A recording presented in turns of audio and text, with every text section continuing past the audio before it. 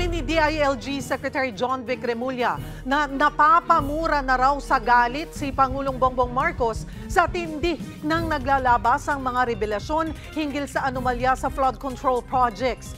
Ikinwento rin niya kung paano pinipili ang mga kasapi ng Independent Commission na mag-iimbestiga sa mga kaso ng katiwalian. Narito ang bahagi ng aming panayam sa Kalihim. I'm sure you get to talk bilang Cabinet Secretary. Nakikita niyo yung pinag-uusapan niyo po yan with the President, especially now. Alam mo ang pakiramdam ng dumadaing, pagod na. So anong gagawin ng administrasyon? Tingin ko talaga dito, nasusukan ng mga tao sa nangyayari.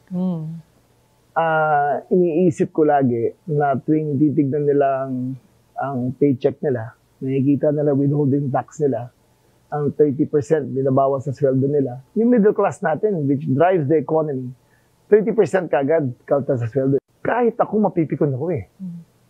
So, buti na lang na ang Pangulo natin ay nasa tamang panig ng issue. Siya mismo ang seryoso dito . Siya ang nagbukas ng Pandora's box, kung pwede at sabihin yan. When I got the chance to do an interview with him sa second podcast niya, he gets emotional. Very. Ganyan talaga siya. He really cares about the Filipinos. Doon ko lang narinig nagbura ang presidente. Sabi niya, lintik ng mga yan. Anong gagawin nila sa pera yan? Hindi naman nila makakain yan. Doon ko lang narinig talaga.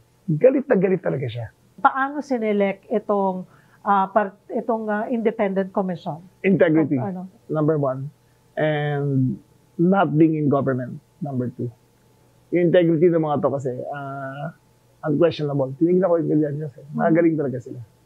And it will be a big drama unfolding all over again kasi the powers they will be given will be very broad and sweeping.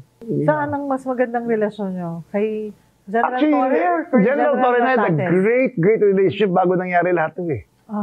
Ang tawagan namin, siyempre tawag sa akin, sir, pero tawag sa kanya, Nick talaga tawag sa kanya.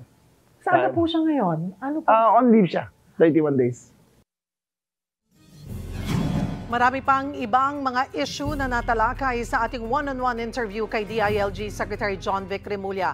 Abangan ang 2-part interview series sa Long Take sa One News simula mamaya 7:00 ng gabi.